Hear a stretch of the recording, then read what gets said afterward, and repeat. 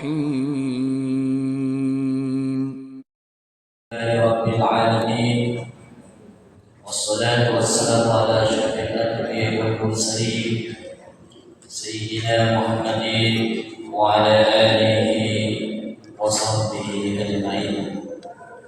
اللهم إنا نستهديك بأرشد أمرنا وزدنا علما ينفعنا. قال المؤلف رحمه الله تعالى ونفعنا به وببركات علومه في دارين آمين. كيفية وحي الملك إلى الرسل. Cara malaikat menyampaikan wahyu kepada Rasul.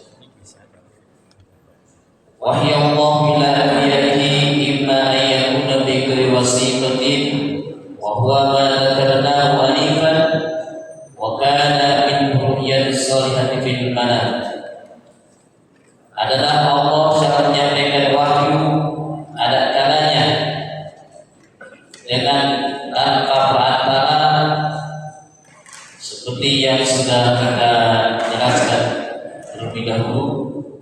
Wa kana min ru'yati shalihati fil manami, dan ada kalanya dengan mimpi yang benar.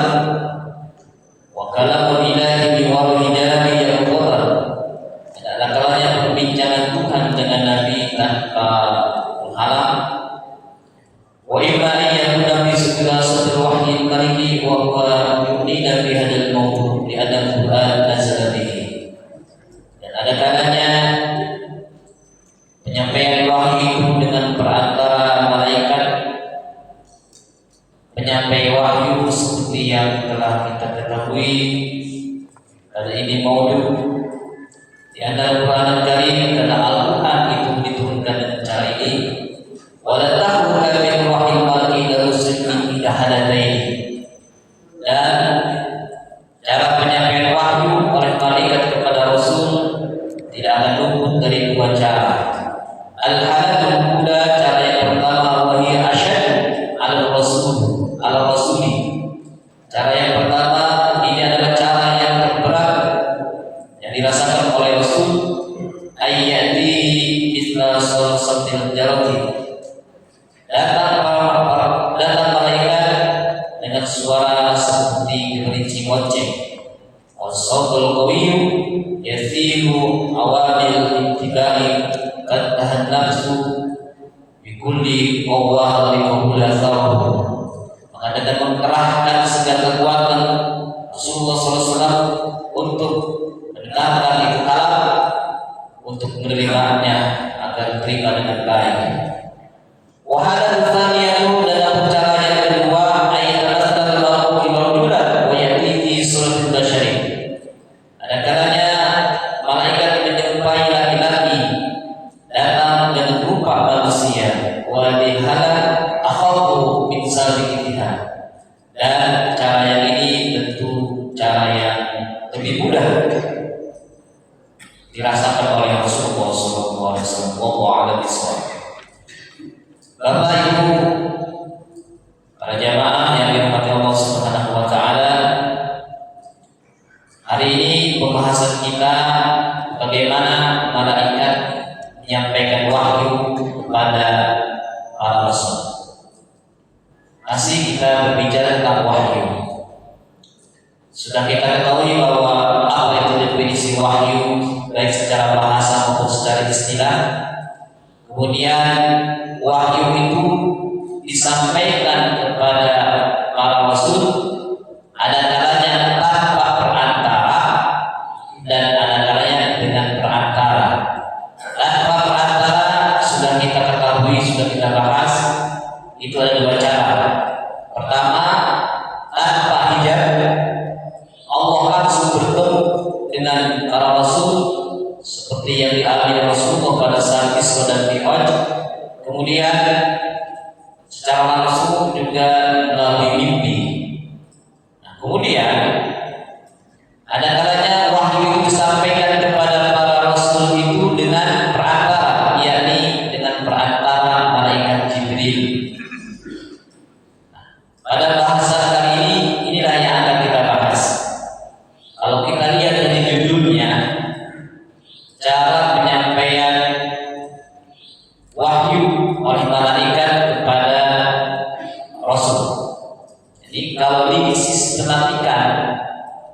disistematika bahwa ada kata malaikat, ada kata rasul, ada kata wahyu.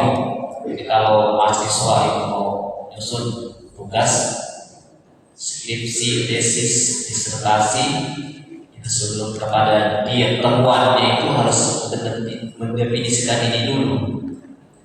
Nah, malaikat sudah kita ketahui bahwa yang wajib kita imani bahwa malaikat itu makhluk Allah yang gaib, tercipta dari cahaya yang tidak berjenis kelamin, makhluk Allah yang selalu taat kepada Allah.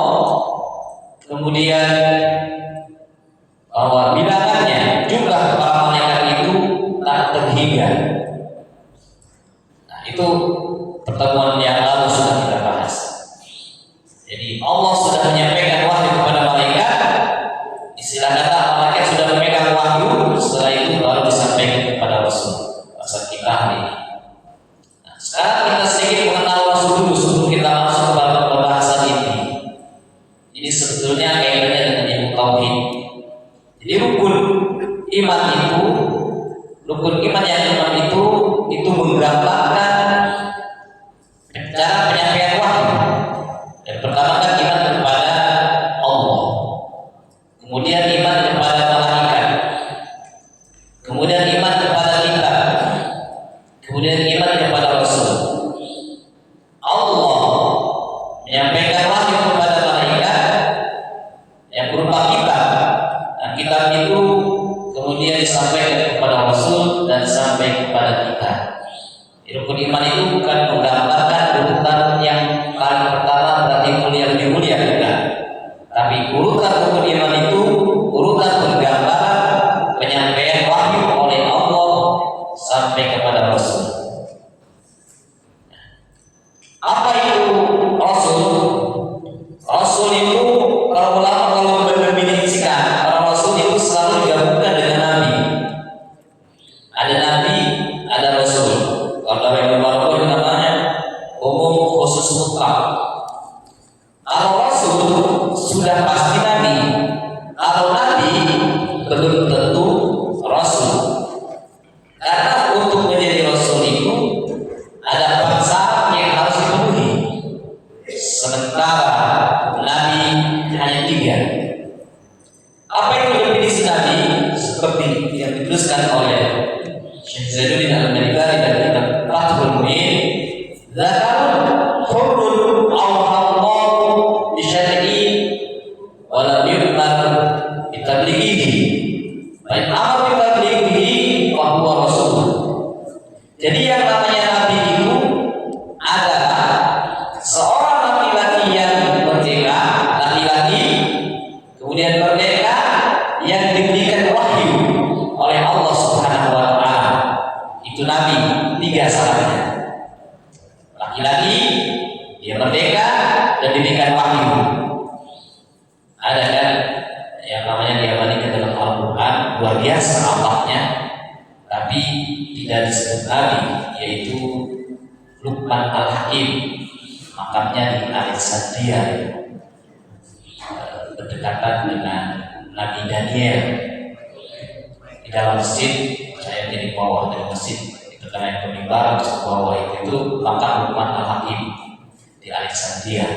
Alexandria bagian dari provinsi yang ada di Mesir. Bagus kotanya, lebih tertib daripada kota Buston. Ya, di Alexandria itu Luqman Al-Hakim sangat berdekatan dengan Nabi Daniel. Tapi Nabi Daniel bukan Nabi yang dari golongan Nabi yang Nabi yang ke-5. Itulah Luqman Al-Hakim bukan Nabi. Kenapa? Tidak merdeka. Tidak merdeka. Makanya budak ya. Makanya dia disebut sebagai Nabi. Nah, diberikan wahyu. Walau yu'mar bitablighihi, tapi tidak diperintahkan oleh Allah untuk menyampaikan wahyu itu kepada umat. Maka itulah Nabi. Kalau diperintahkan untuk menyampaikan wahyu itu kepada umat, maka disebut dengan Rasul. Nah, itu bedanya. Berapa jumlahnya para Nabi dan Rasul? Kalau kita ketahui malaikat itu jumlahnya sangat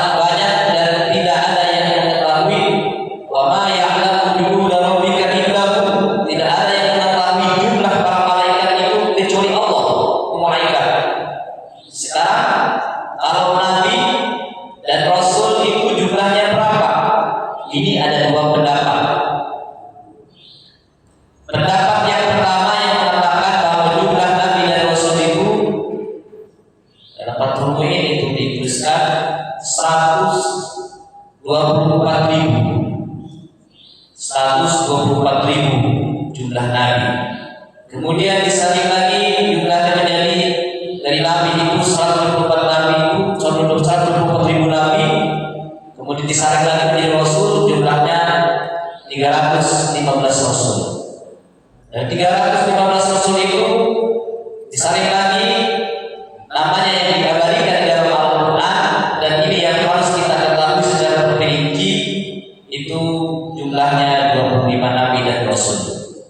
Kemudian dari 25 nabi itu disaring lagi menjadi rasul ulul azmi 5. Dari 5 itu disaring lagi menjadi sayyidul anbiya wal mursalin, yaitu Nabi Muhammad sallallahu alaihi wasallam. Dari mana pendapat ini yang mengatakan jumlah nabi itu 124.000? Ada hadis sahih dalam kitab Musnad Imam Ahmad bin Hanbal dari sahabat Abu Dzar Al-Ghifari. Kata Abu Dzar Al-Ghifari, "Qul ya Rasulullah, kam adad nabi?" Kata Abu Dzar Al-Ghifari, "Wahai Rasulullah, berapa persisnya jumlah nabi itu?" Waqala habibuna Rasulullah sallallahu alaihi wasallam, "Mi'atu alfin wa arba'atu wa ashruna alfan." Jumlah nabi itu ada 124.000. Kemudian Abu Dzar Al-Ghifari tanya lagi, "Wa kam adad rasul?" Lalu berapa jumlah rasul? Jawaban Nabi, "Salatu mi'atin wa khamsata asyar." Yaitu jumlah rasul itu ada 315 rasul. Itu dasarnya. Dasarnya bahwa yang mengatakan jumlah nabi itu 124.000, dasarnya hadis sahih ini ada di Musnad Imam Ahmad bin Hanbal. Nah, ini dituliskan juga di pendapat ini dipilih oleh Jalaluddin Al-Albani dari kitab Fathul Mu'in. Kemudian Syekh Nawawi juga sebutkan dalam Bahjatul Wasail, tapi di dalam kitab Kashifatul Syahdan, kitab kecil tapi salahnya tidak lengkap, itu Syekh Nawawi mengomentari pendapat ini bahwa jumlah nabi sekian. Dan jadi pendapat yang kedua, jumlah nabi itu tak terhingga, tak bisa kita menyebutkannya. Ini berdasarkan nas Al-Quran. Dalam Al-Quran itu ada dua surat, pertama di surat Ghafir ayat 78, kemudian di surat An-Nisa juga ada. Kata Allah, "Walaqad arsalna rusulan min qablika minhum man qasasna 'alaika wa minhum man lam naqsus 'alaika." Sungguh telah kami utus sebelum wahai Muhammad para rasul, minhum di antara mereka man qasasna, ada yang menceritakan kepada kamu, wa minhum man lam naqsus 'alaika, dan ada juga yang tidak kami ceritakan kepada engkau wahai Muhammad. Jadi berdasarkan hadis ini, maka jumlah nabi dan rasul sebetulnya tidak diceritakan oleh Allah Subhanahu wa taala, tidak dikasih tahu kepada Nabi Muhammad sallallahu alaihi wasallam. Sehingga kalau kita hanya membatasi yang 124.000, bagaimana kalau masih ada yang di luarnya yang belum kita masukkan? Atau ada yang dianggap nabi oleh kita, tapi itu bukan nabi. Kalau kita hanya membatasi 124.000. Inilah nas Al-Quran dengan hadis ahad itu bertolak belakang. Karena cara mengkompromikannya tentu kata Syekh Nawawi Al-Baghdadi dalam kitab Kashifatus Syahdan, dia mengomentari bahwa wasahihu, kata beliau, yang benar adalah pada jumlah bilangan nabi itu no comment begitu. Karena Al-Qurannya minhum man qasasna 'alaik wa minhum man lam naqsus 'alaik. Tapi kalau ngajarin anak-anak biasanya disebutkan jumlahnya. Nah, ini pendapat. Kita mau ini mana pun silakan. Mau menyebutkan nanti ada 124.000 nabi ya, itu ada pendapat ulama itu banyak juga. Ada yang tidak mengatakan wah, harus saya sebutin namanya, harus saya tutup jumlahnya. Nah, cuma yang disepakati oleh para ulama itu yang namanya diabadikan di dalam Al-Quran itu secara pasti harus kita ketahui, harus terperinci juga, dan kita kewajiban mengajarkan kepada anak-anak kita kepada nyanyian-nyanyian. Juga kalau kita lebih detail lagi siapa nama bapaknya, nama anaknya, itu Nabi yang 25. Ada yang mengatakan 26. Kalau 26 berarti Uzair itu masuk. Tapi yang maklum oleh kita 25 Nabi dan Rasul. Itu yang disepakati oleh ulama, namanya diabadikan dalam Al-Quran. Mau tidak mau kita harus sebagai umat Islam harus mengetahuinya secara terperinci. Kita wajib mengajarkan kepada anak-anak cucu kita. Itu. Mana yang 25 itu yang namanya diabadikan dalam Al-Quran? Tadi di rakaat kedua udah saya baca. Ada apa belum? Rakaat kedua tadi surat Al-An'am di ayat 83 sampai ayat 85 itu 18 nabi disebutkan. Itu tadi kita baca ya. Wa tilka hujjatuna ataina Ibrahim ala qaumihi la qawla man nasha inna rabbaka hakimun alim. Satu Ibrahim disebutkan. Kemudian Ibrahim menjadikan di ayat ini dikasih anak, dikasih keturunan. Wa wahabna lahu Ishaq wa Yaqub, dan kami anugerahi Nabi Ibrahim Ishaq dan Yaqub. Dua, tiga. Ada tiga. Wa Nuhan hadaina min qabl, Nuh juga sudah diutus sebelum Nabi Ibrahim. Ada berapa? 4. Wa min dzurriyyatihi, anak keturunan Nuh. Nabi Nuh itu nabi awal. Daud wa Sulaiman wa Ayyub wa Yusuf wa Musa wa Harun wa kadzalika najzil muhsinin. Berapa? 10. Disebutkan di dalam berurut ya, bapaknya dulu baru anaknya. Wa Zakaria wa Yahya. Itu Zakaria kan anaknya ya. Wa Isa wa Ilyas 14 kullu minas sholihin wa Ismail wa Yasa wa Yunus wa Lut. Sudah 18. Kurang 7 lagi. Ada yang 7 lagi. Yang 7 itu disebutkan dalam ayat lain. Walaupun nabi-nabi ini juga disebutkan di dalam ayat lain, tapi di dalam 3 ayat ini terkumpul 18 nabi. Yang lainnya yang disebutkan dalam ayat ini ada Nabi Adam, Nabi Idris, Hud, Saleh, Syuaib, Zulkifli, dan Nabi Muhammad sallallahu alaihi wasallam. Itu. Ini perlu dikenalkan oleh kita kepada anak kita bahwa nabi yang sejaman adalah seperti Nabi Musa. Nabi Musa itu sejaman dengan Nabi Harun. Nabi Musa itu sampai dikejar-kejar oleh tentaranya Firaun, sampai lari beruang ladang, tak tahu arah. Akhirnya ketemu dengan Nabi Syuaib. Nabi Syuaib ternyata punya 2 anak perempuan, naksir lahnya Nabi Musa, lalu dinikahi oleh Nabi Syuaib dengan anaknya itu Nabi Musa. Ternyata mas kawinnya karena dia lari dari Mesir tidak bawa apa-apa, mas kawinnya 8 tahun, namun kami pastikan dari apa-apa itu istrinya udah lunas baru dibawa ke Mesir. Itu nabi-nabi yang sejaman. Nabi Ibrahim ternyata sejaman dengan Nabi Nuh.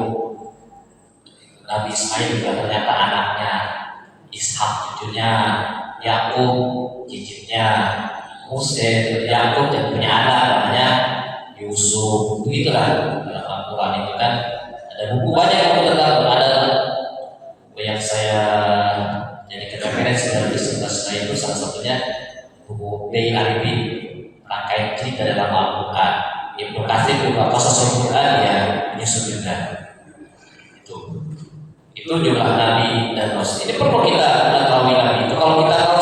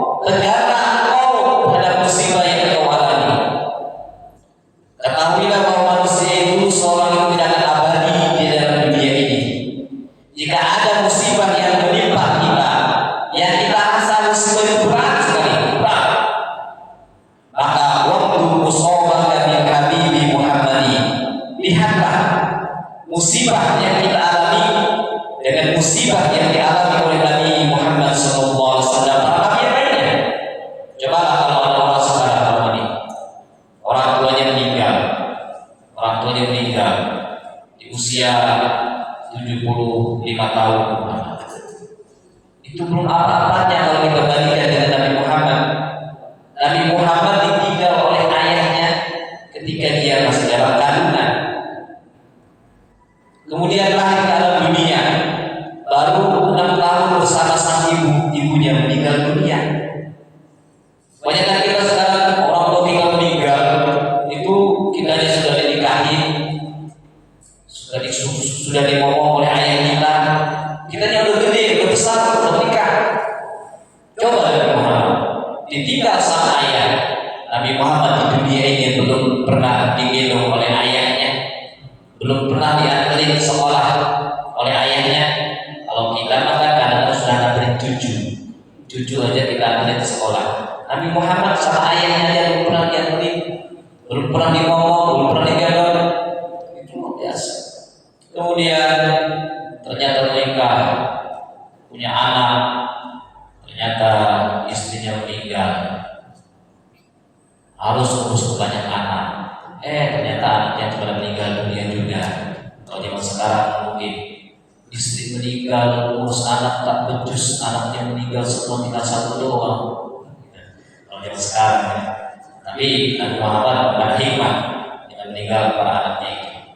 Itulah. Makanya kalau istri dikulli musibah itu watajan lagi. Belum apa-apanya kalau kita terkena musibah. Ternyata kalau kita bandingkan dengan para rasul itu belum apa-apanya. Sabar. Jadi yang dikatakan sabar lagi adalah ada yang ridho. Kalau ridho, kalau namanya kita hidup di dunia ini tempat ujian. Udah ketahui kita, seperti orang main di laut, ada banyak ombak, itu memang sudah risiko. Ada orang, kalau orang yang punya ridho nih, ketika dia nyalon jadi anggota DPR, anggota dewan, ketika dia nyalon, dia sudah ada ridho. Kalau yang nyalon, ada kalah, ada menang, udah ketahui. Sehingga ketika sudah selesai nyalon, dia tidak stres, tetap hidup tegak, bekerja lagi, karena ridho. Tidak dengan sabar. Kalau sabarnya sudah terjadi baru dia merasa ikhlas. Udahlah, itu sabar namanya. Tapi kalau ridho sebelumnya sudah tegak, saya harus maju. Kalau nanti kalah itu memang kalau nyalon pasti ada kalah ada menang. Udah tahu tuh, sehingga sesudah nyalon ya biasa aja itu sebelumnya nggak stres. Itulah muslim yang sejati. Kita bukan hanya sabar untuk itu, adalah yang untuk dituntut itu adalah ridho. Makanya sering kita minta kepada Allah, Allahumma inna nas'aluka ridhoka wal jannah. Ridho. Kalau Allah sudah ridho, mau masuk neraka aja. Nabi Muhammad dia keliling neraka nggak panas. Malaikat jabarnya. Kalau memang ada ridho, Allah masuk neraka nggak kebakar. Itu ridho yang perlu kita minta kepada Allah. Itulah para nabi dan rasul. Nabi itu kan manusia seperti kita, tapi Muhammadun basyar walisa kal basyar.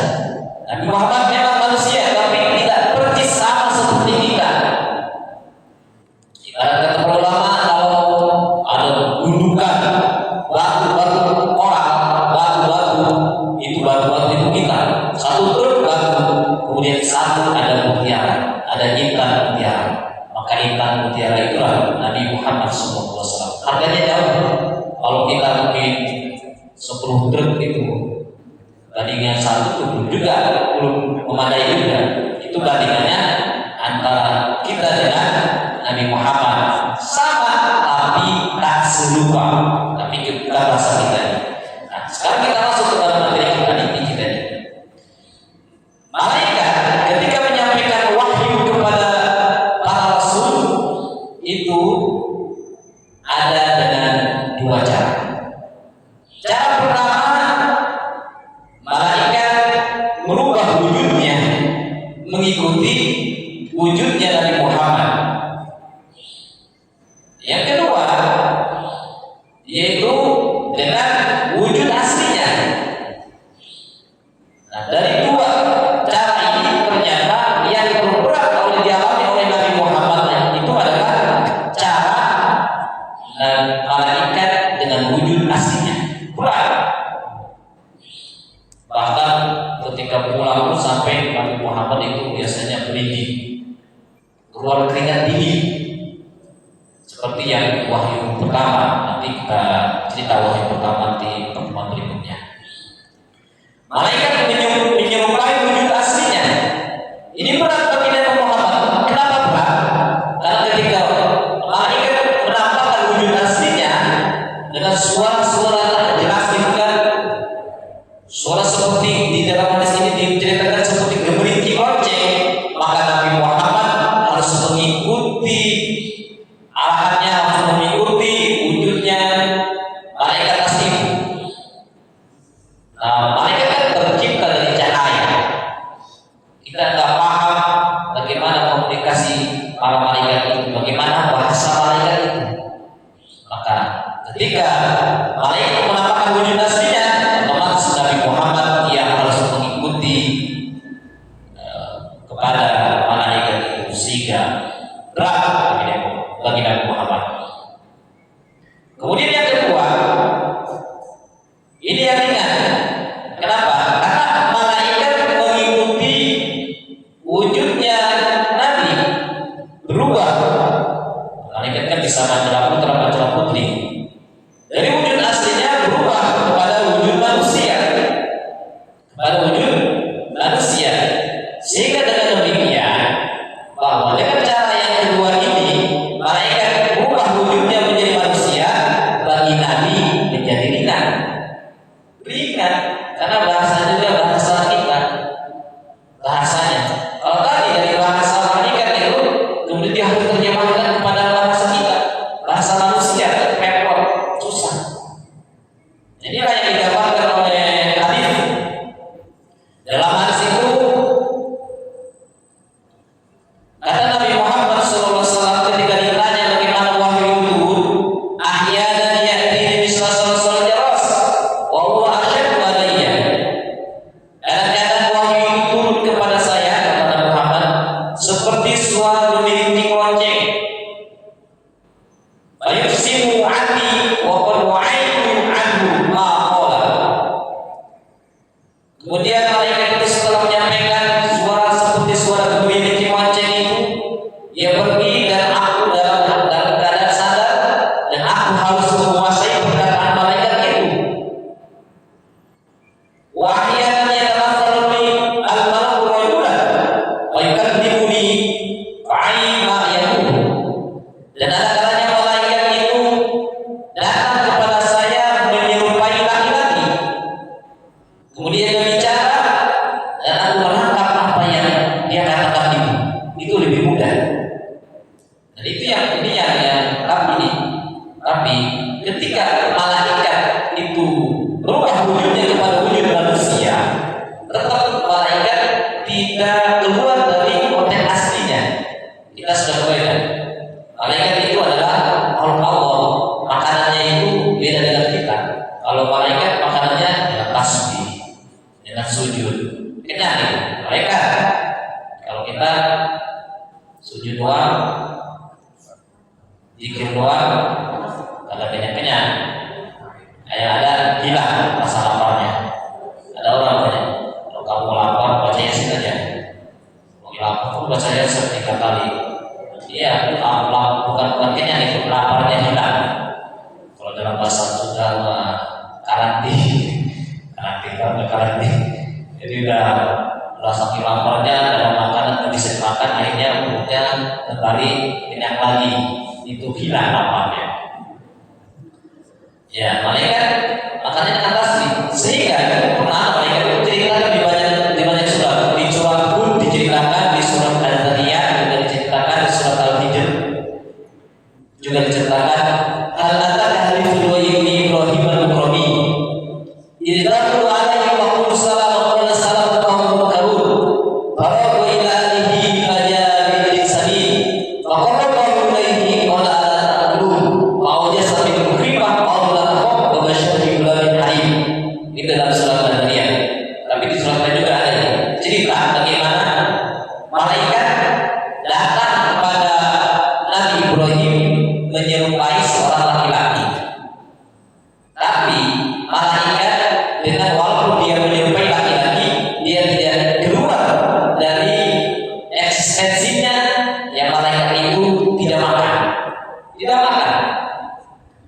Datang kepada Nabi Ibrahim, mereka banyak yang datang kepada satu. Salaman. Mereka mendapat salaman. Oke, nasab. Nabi Ibrahim menjawab, salam.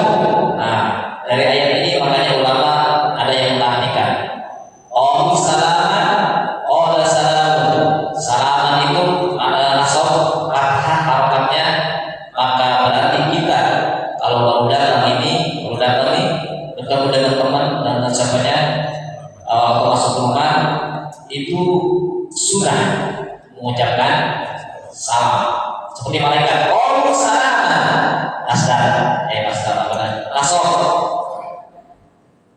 Makanya sunnah. Tapi kalau Nabi Ibrahim salamun itu pakai doma, artinya ropa. Ilmu nahunya ropa, sehingga ropa itu lebih tinggi daripada nasab.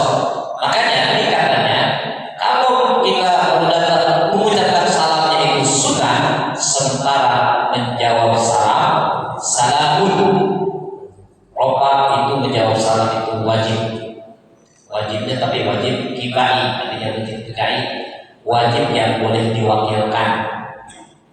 Kalau dari semua yang ada di sini saya mengucapkan salam, maka satu aja yang wajib menjawabnya. Tapi bukan berarti yang lain nggak perlu menjawab, yang lain itu ya wajib menjawabnya, wajib kifai.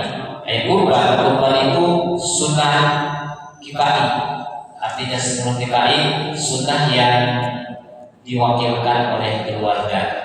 Kalau tahun ini kita yang kurban atas nama kita sapi untuk kita sendiri, sapi satu orang. Tahun depan kita beli lagi sapi satu atas nama istri kita. Berikutnya lagi atas nama anak kita, sapi satu yang bagus begitu banyak, bukan kambing satu atau sapi tujuh. Yang bagus mah sapi untuk satu orang. Kalau 50 lagi keluarganya ada 5, di sapi 5. Kasihkan ke sini nih, makan luar biasa. Luar biasa itu. Kalau ada boleh tuh jadi panitia biar kurban terus. Nah, mana ya? Gue jadi kesini. Nabi Ibrahim didatangi laki-laki yang datang. Kemudian raja diiring sapi. Kemudian disuguhi itu anak sapi yang gemuk. Nah, ini orang-orang yang jual kebuli, biasanya teman saya itu ada yang jual kebuli. Itu kalau dia masak itu lebih senang pakai yang muda-muda, kambingnya yang muda, yang anakan di sini. Kalau udah tua, alat dagingnya keras, dagingnya liar kalau udah tua. Meskipun muda masih empuk dan masih enak dimakan. Jadi ini Nabi Ibrahim menyuguhi para tetamunya yang datang dengan anak sapi yang gemuk, suguhi itu. Itu tadi saya bersodorin kepada itu para tamu, kita mau makan. Wah, malaikat ini. Makanya kalau kita datang kita sudah makan nggak mau, jangan malaikat begini. Ya, beda dengan kita. Kalau kita disodorin makan udah makan, nanya sambalnya apa nih sambalnya? Sambal doang ditanyain. Alatnya mana alatnya? Itu kurang ada. Kalau kita adanya kalau makan itu ya ada depan dari kita makan. Jangan nyari yang nggak ada. Makanya sedangkan kakinya dicingkan dilipat ya. Itu senang sehingga tangannya nggak bisa begini-gini. Tangannya kan sebenarnya begini ya, senangnya kayak di warteg. Sehingga kalau tangannya begini mau ngambil yang jauh kan nggak bisa. Kalau kita kan begini, ada yang di depan kita ambil. Itu ada makan. Kita bisa kalau mau mana itu disebutkan jelas. Nabi Ibrahim supaya kita subuhin nggak mau. Nah itu berarti walaupun malaikat berubah wujudnya dengan wujud manusia, tetap dia jati dirinya nggak keluar, jati dirinya nggak keluar. Itulah cara bagaimana wahyu ini disampaikan oleh malaikat dengan dua cara. Tapi kalau dengan cara laki-laki itu ada kalanya Nabi Muhammad itu menyerupai laki-laki Nabi Muhammad malaikat itu malaikat Jibril itu menyerupai laki-laki yang sangat ganteng Dahyi al-Kalabi. Dulu ada namanya Dahyi al-Kalabi, itu laki-laki ganteng yang kalau malaikat Jibril menemui Nabi Muhammad menyerupai laki-laki dengan rupanya Dahyi al-Kalabi itu.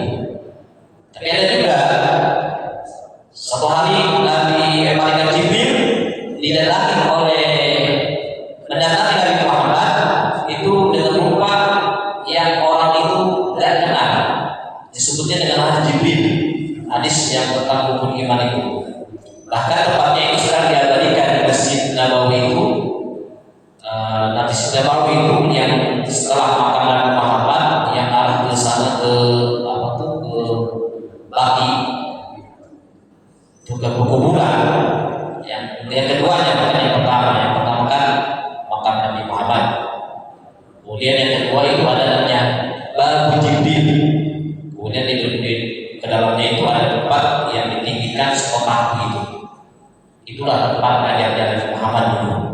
Disebutnya dengan tempat ahli sumpah. Dulu waktu saya haji saya masih bisa duduk di situ. Sekarang sudah dikelilingi oleh pengaman di kabupaten di situ. Kita masuk ke di situ tempat masuknya rodoh sekarang. Tertib. Rodoh masuk lewat pintu situ, lewat Babu Jibril, kemudian langsung belok kiri itu rodoh. Yang kirinya lagi kan makam Nabi Muhammad.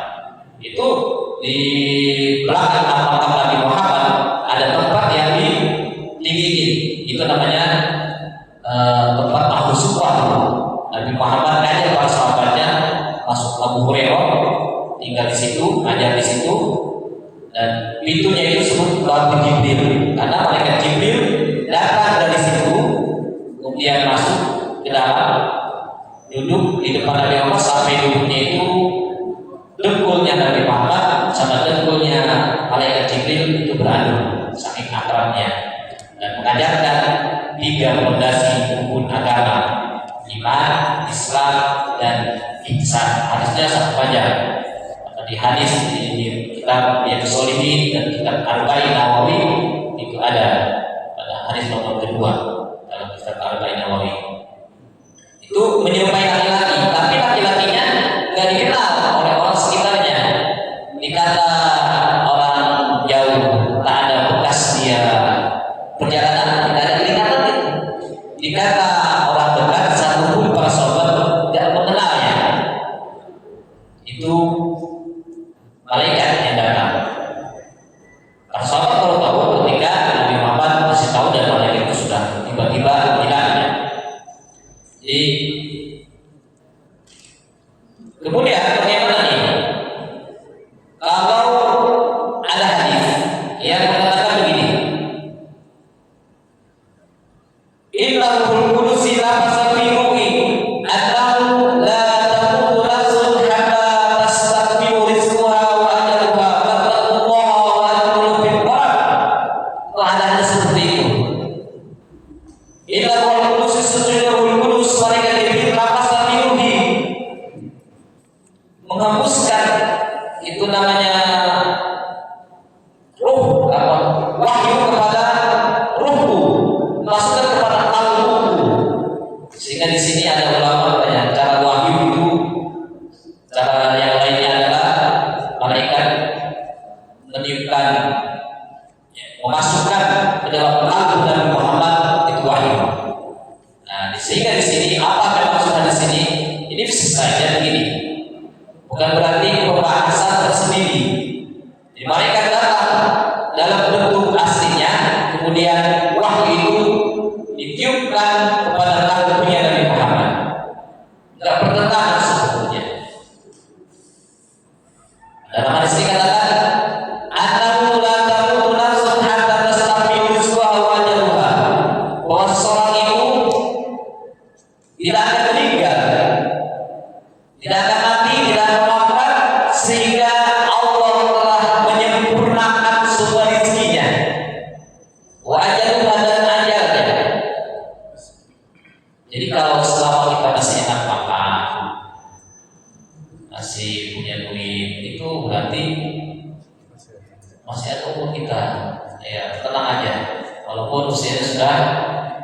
70 tahun kita makan masih enak, terus ditakutin mati. Karena begini, antara kematian dengan ajal ada istilahnya, umur itu kan ajal, kematian. Ya, kita itu yang paling mati bukan mati karena kita. Kalau kamu ini ajal kita ada di sini. Kita kan ada di sini sampai di akhir. Di sini, nah ini usia kita nih. Karena kita ada di sini umur 40. Ajal kita tetap di sini, dia tetap diam. Usia kita sudah di sini, terus kita jalan. Kita yang jalan, bukan kematian mendekati kita, tapi kita yang mendekati kematian, terus jalan sampai habis ajalnya.